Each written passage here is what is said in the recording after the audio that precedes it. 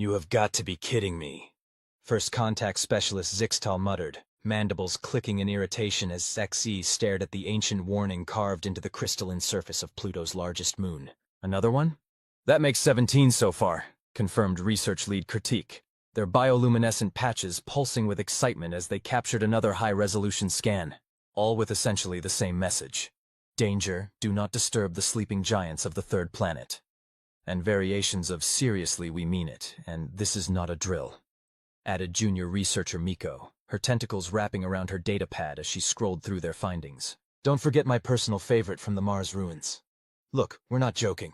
Those things are terrifying when they wake up cranky.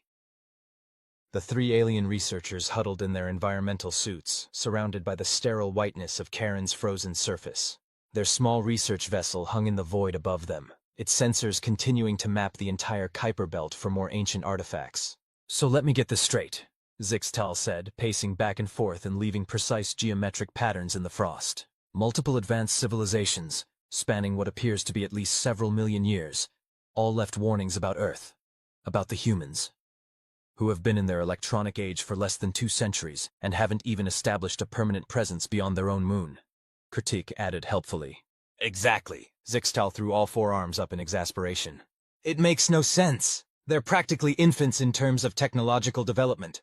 What could possibly be so threatening about them that caused multiple Type 2 and 3 civilizations to just leave them alone? Miko's tentacles rippled thoughtfully. Well, there was that interesting bit in the Venus archive about them being mostly harmless while dormant.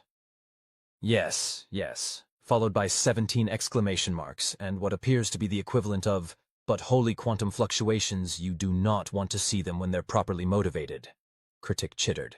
The linguistic analysis suggests the author was experiencing severe anxiety while carving that particular warning. And yet here we are, Zixtal sighed, about to completely ignore multiple dire warnings from civilizations far more advanced than our own, just because we're curious. There was a moment of silence as they all contemplated this fact. We're definitely going to wake them up, aren't we? Miko asked, not really needing an answer. Oh, absolutely, Critic confirmed cheerfully. The Council of Sciences is practically salivating over the potential research opportunities. They've already approved the contact mission. Well, Zixtal said, checking the atmospheric readings on their suit for the 100th time. At least we'll finally find out what all the fuss is about. Assuming we survive long enough to document it, Miko added helpfully. The 3 researchers made their way back to their ship, leaving behind yet another ancient warning in the endless night of the solar system's edge. As they prepared for the journey to Earth, none of them noticed the small text carved beneath the main warning, written in what would one day be identified as Ancient Proximin. P.S. If you're dumb enough to ignore this warning, at least don't mention anything about their coffee supplies being limited. We lost 3 star systems that way. The First Contact Team's initial approach to Earth was cautious, methodical, and by all scientific standards completely textbook. They positioned themselves just beyond lunar orbit, broadcasting the standard peaceful contact protocols on all known frequencies. Their sensors were primed to capture every possible detail about humanity's response.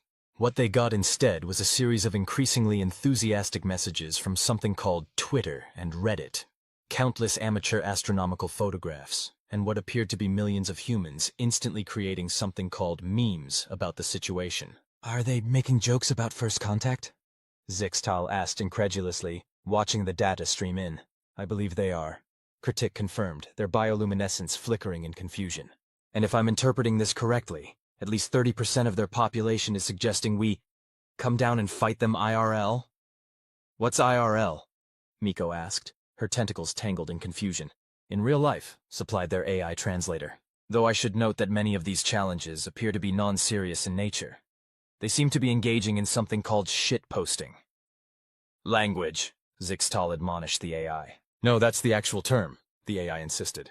I'm also detecting widespread use of something called copypasta, involving various scenarios where humans defeat alien invaders through improbable means. Many of them involve something called a Florida man. This is not how First Contact is supposed to go, Zixtal muttered, watching as humans across the planet seemed to alternate between genuine scientific curiosity and creating elaborate jokes about the situation. Where's the panic? The religious upheaval? The existential crisis about humanity's place in the universe? Oh, those are happening too, Kritik noted, scanning through more data. They're just being processed primarily through humor and something called viral videos. Speaking of which, several humans are already attempting to sell t-shirts with our ship's image on them. Merchandising rights already! Miko exclaimed, her chromatophores flashing with delight. You have to admire their entrepreneurial spirit. Before anyone could respond, a new message came through. This one official-looking, and from something called the United Nations Security Council. Finally. Zixtal sighed with relief. Some proper diplomatic contact. The message was indeed more formal, welcoming them to Earth and suggesting a meeting with world leaders. It was the postscript that gave them pause. P.S. If you're planning any funny business, please be advised that humanity has collectively watched every alien invasion movie ever made, and has extensive plans for dealing with scenarios ranging from Independence Day to Mars attacks. We're also pretty sure we can get Jeff Goldblum on the phone if needed. What's a Jeff Goldblum? Kritik asked. According to my database search, the AI replied, he's an actor known for, among other things, helping defeat alien invasions with a laptop computer running something called Windows 95. There was a moment of silence on the bridge. The ancient warnings are starting to make more sense, Miko observed quietly. The actual landing ceremony was scheduled for 3 days later, giving humanity time to prepare, and the first contact team time to study human protocols. What they discovered during those 3 days did nothing to calm their growing concerns. They've been fighting each other constantly for their entire recorded history, Zixtal reported during their final briefing. And yet somehow they've managed to advance their technology at an exponential rate while fighting. Most species either destroy themselves or focus on peace before achieving significant technological progress. Their technological development is concerning, Kritik agreed, bringing up a timeline. They went from first powered flight to landing on their moon in just 66 years. That's impossible, Miko suggested. I was going to say terrifying, but yes, that too. And yet they still haven't solved basic problems like climate change or unified their governance, Zixtal noted, scratching their head with 2 different arms. It's like they're simultaneously incredibly advanced and remarkably primitive. Oh, and here's a fun fact, Miko added, her tentacles wiggling with what might have been either amusement or anxiety. They invented nuclear weapons before they invented wheeled luggage. Think about that priority order for a moment. They all did. It wasn't comforting. Perhaps we should reconsider this mission, Zixtal suggested, not for the first time. The ancient warnings. Too late, Kritik interrupted, pointing at their sensors. We're getting thousands of small aircraft approaching our position. They appear to be civilian vehicles? Indeed, the airspace around their designated landing zone was filling with everything from news helicopters to amateur drones, all trying to get the best possible view of the historic moment. They're treating this like a sporting event, Miko observed, watching the crowds gathering below. There are people tailgating in the designated safety zone. What's tailgating? Zixtal asked. According to my research, it's a human tradition involving cooking food in parking lots and consuming fermented beverages before significant events, the AI supplied helpfully. They're having a party, Kritik translated. They're having a party to celebrate meeting potentially dangerous aliens. To be fair, Miko noted, they appear to have parties for everything. I found records of humans celebrating something called a Super Bowl that involves gathering in large groups to watch other humans chase an oddly shaped ball while consuming vast quantities of something called 7-layer dip. Before anyone could question what 7-layer dip might be, their sensors registered a new development on the ground. The gathered crowds had spontaneously begun singing something called The Final Countdown by Europe. Europe? Zixtal asked hopefully. One of their governing bodies? A musical group, the AI corrected. From Sweden, which is in Europe, but isn't Europe itself. Human geography is complicated. Everything about them is complicated, Kritik muttered, watching as more humans arrived, many carrying signs with messages ranging from Welcome to Earth to We'll trade sister for alien technology, and aliens are just spicy angels. Well, Zixtal said finally, shall we make history? Or possibly become part of an elaborate human joke, Miko added. I'm still not entirely sure which. Probably both, Kritik decided as they began their landing sequence. Definitely both. The actual moment of first contact was simultaneously exactly what they expected, and nothing like they had prepared for. Yes, there were the official delegations from various governments, the scientific teams ready with their instruments, and the military forces maintaining a respectful but obvious presence. But there was also the crowd of civilians who, despite multiple warnings and security cordons, had managed to get close enough to hold up their phones, which the first contact team had quickly learned were somehow simultaneously communication devices, cameras, entertainment centers, and sources of something called dank memes. Zixtal led their team down the landing ramp, all of them dressed in their most formal diplomatic attire. They had studied human customs extensively during their 3 days of preparation, and were determined to make a good first impression. What they hadn't prepared for was the human in the inflatable T-Rex costume, who somehow made it past security just as they reached the bottom of the ramp. "Welcome to Earth!" the costumed human bellowed, arms waving wildly. "We have dogs and pizza and will probably try to pet you!" The security teams finally caught up and gently but firmly led the enthusiastic welcome party away, but not before they managed to throw what appeared to be a plush toy in the shape of an alien holding a sign saying Ai Ilmao at the startled first contact team. "Is this normal?" Zixtal whispered to their AI translator. "For humans? Based on my analysis of their historical events? Yes, actually. This is remarkably on brand for them."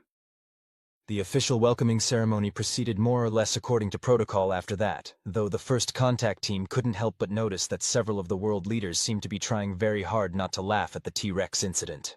"On behalf of humanity," the UN Secretary General began, "we welcome you to Earth. We hope this will be the beginning of a peaceful and productive relationship between our peoples." "We come in peace," Zixtal responded with the carefully practiced phrase, "and seek to establish diplomatic relations with humanity." "Wonderful," the Secretary General replied. "We have prepared a series of cultural exchange events and scientific discussions. But first, we thought you might enjoy experiencing some human hospitality. We've prepared a small reception. A party," Kritik whispered to Miko. "They're throwing us a party." "Of course they are," Miko whispered back. "Did you expect anything else at this point?"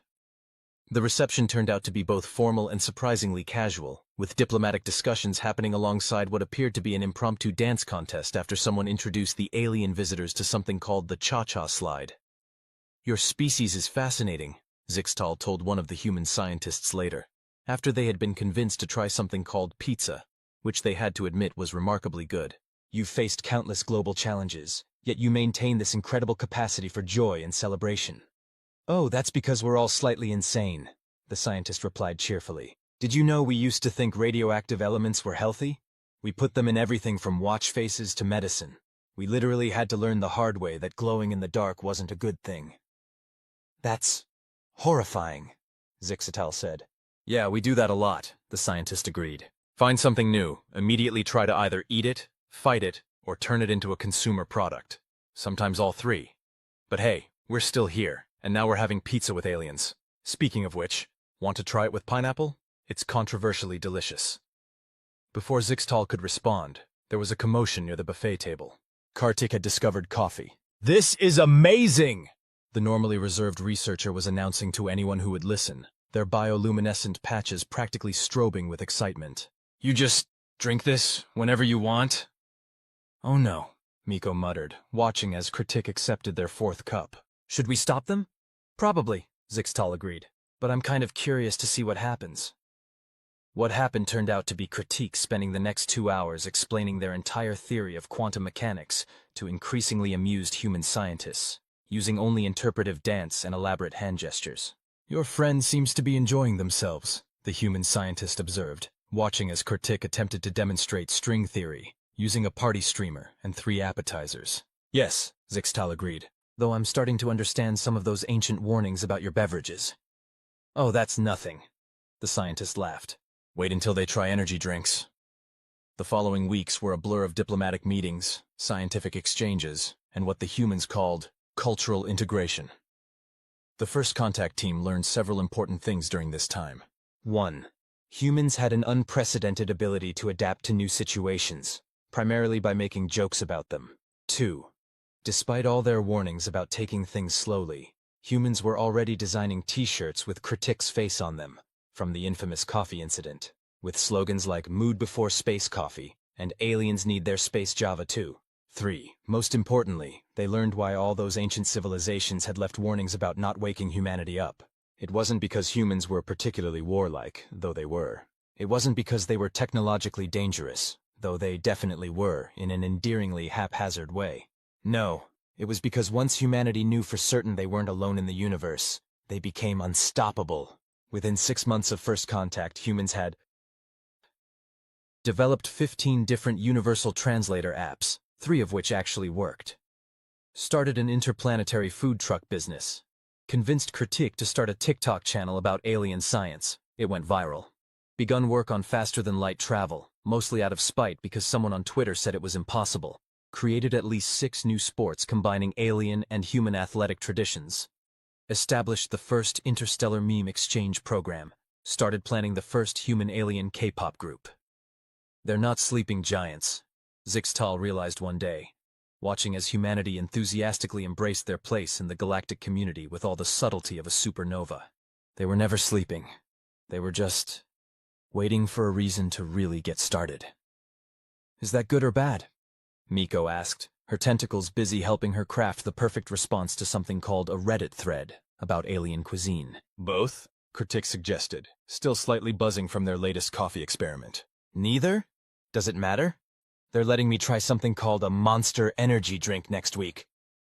Those ancient civilizations weren't warning us about humanity being dangerous. Zixtal continued, ignoring Critique's caffeine-fueled enthusiasm. They were warning us about humanity being unstoppable once they had a goal. They were warning us that once humans knew what was possible, they'd rewrite the rules of the possible just to see if they could. And because it would make a good TikTok, Miko added. Especially because it would make a good TikTok, Zixtal agreed. The truth of this became even more apparent in the months that followed. Humanity's response to learning about various alien technologies wasn't the expected awe or intimidation. It was more along the lines of, "Oh, cool, we were working on something like that. Want to collaborate?" They approached everything with the same mixture of scientific curiosity and irreverent enthusiasm. When shown advanced alien quantum computers, they immediately started working on ways to play Doom on them.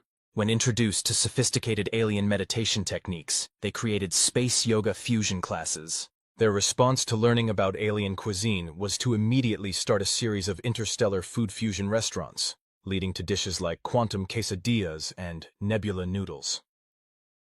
But perhaps most terrifyingly of all, they started solving problems that had stumped other civilizations for millennia. Not because they were smarter, but because they simply didn't know something was supposed to be impossible. Wait, you're saying you can't teleport because of the quantum uncertainty principle? A human physicist asked during one exchange. Have you tried just ignoring it? That's not how physics works, Critique had protested. Yeah, that's what they said about heavier-than-air flight, the physicist replied with a shrug. We did it anyway. Here, look at these calculations I did on a napkin during lunch. 6 months later, the first human-alien joint research team successfully teleported a sandwich. It wasn't particularly efficient, and the sandwich arrived slightly toasted. But as one human researcher noted, "Hey, free toasting! That's just value added." The first contact team found themselves writing their own warning, to be added to the others scattered throughout the solar system. But unlike the others, theirs read differently.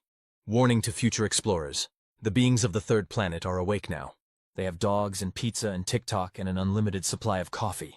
They will absolutely try to pet you, feed you, teach you their dances, and solve your civilization's greatest scientific challenges using methods that shouldn't work, but somehow do anyway.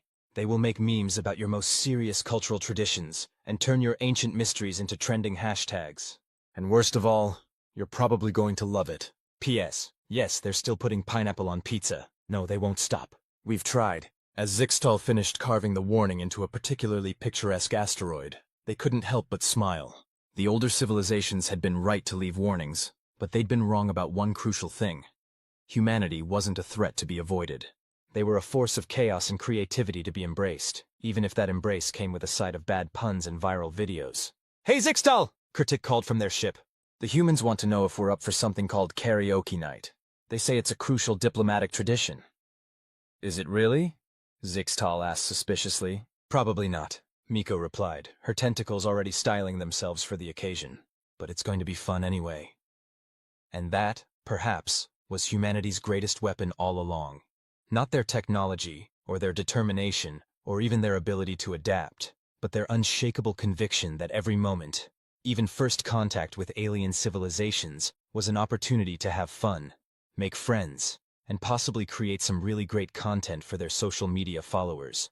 As Zixtal followed their friends back to the ship, they made a mental note to update their report to the Council of Sciences.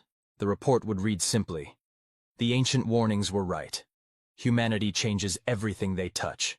But maybe, just maybe, that's exactly what the galaxy needed all along." They paused, then added a postscript.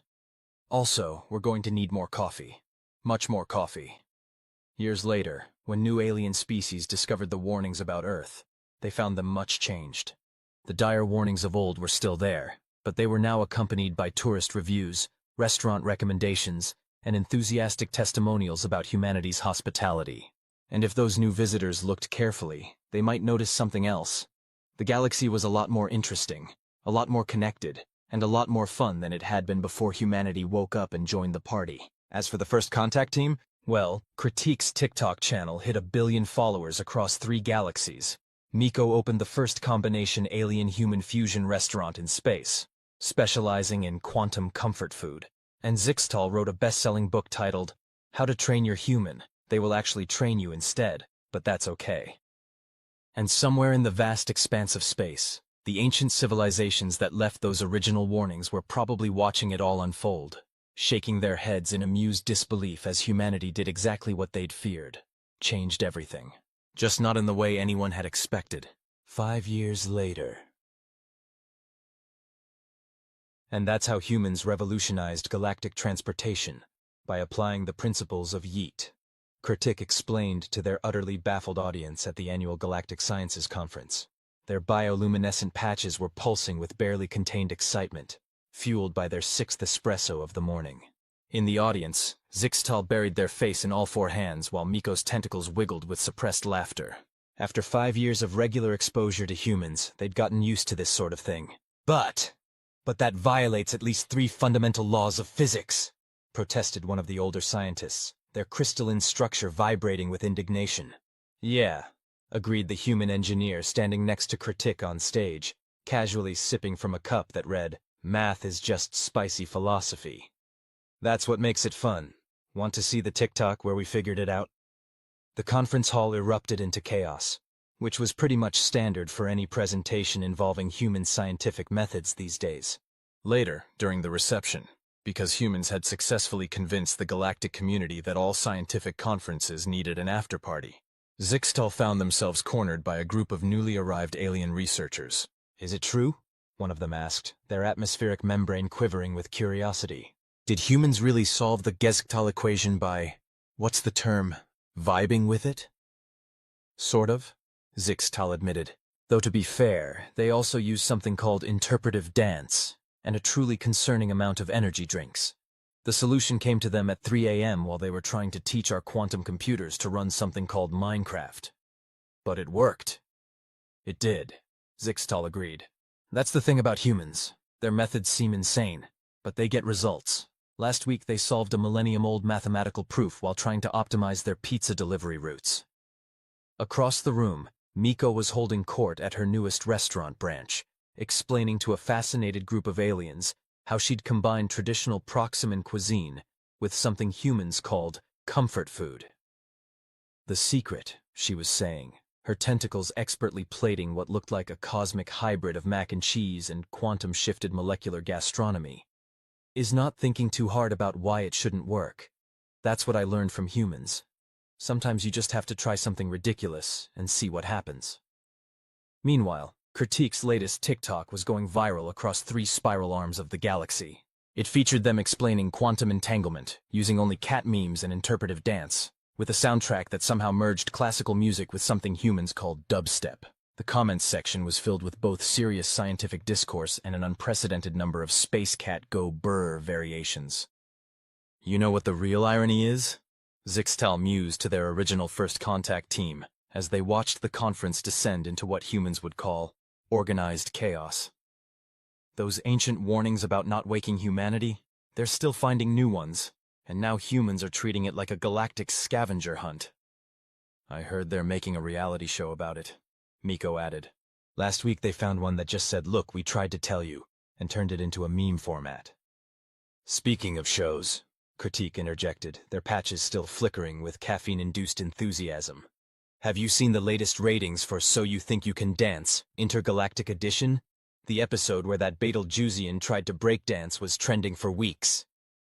Before anyone could respond, there was a commotion at the conference center's main entrance. A new species had arrived for first contact, looking appropriately nervous about meeting the galactic community.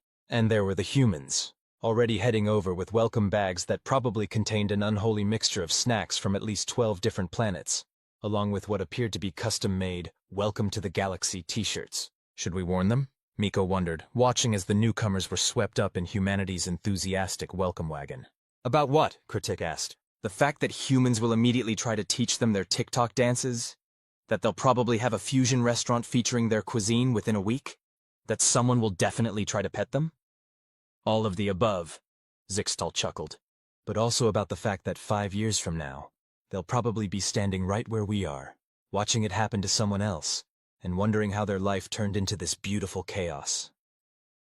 They watched as the new species was introduced to something called a conga line, which had somehow become a standard diplomatic practice ever since humans joined the galactic community. You know, Miko observed, her tentacles swaying thoughtfully. Maybe those ancient civilizations didn't leave because they were afraid of humanity. Oh? Zixtal prompted. Maybe they left because they knew that once humanity woke up and joined the galaxy, nothing would ever be the same, and they wanted to give us all the joy of discovering that for ourselves. That's surprisingly profound, Critic noted. Also, who wants to help me teach the newcomers about karaoke? I've got Space Oddity queued up and ready to go. As their friend bounced off to spread more human-inspired chaos, Zixtal and Miko shared a knowing look. The galaxy had indeed changed in ways no one could have predicted. It was louder now, messier, more chaotic, and infinitely more interesting. And they wouldn't have it any other way. Final transmission from the First Contact Team to the Council of Sciences. Regarding the ancient warnings about Earth, after 5 years of close observation and interaction, we can definitively say that all previous assessments were simultaneously completely right and entirely wrong. Humanity isn't a sleeping giant to be feared. They're more like a caffeinated toddler with a physics degree and an unshakable belief that friendship can solve any problem. And somehow, against all logic and reason, they keep proving themselves right. P.S. We're going to need to update the galactic standard for possible. Again. Humans found another loophole in physics while trying to optimize their video streaming services. P.P.S. Yes, Kurtik is still making TikToks. No, we can't stop them. At this point, they're too powerful. P.P.P.S. Miko's latest fusion dish somehow achieved sentience. The humans immediately adopted it and named it Kevin. Kevin is now pursuing a degree in theoretical physics. End report.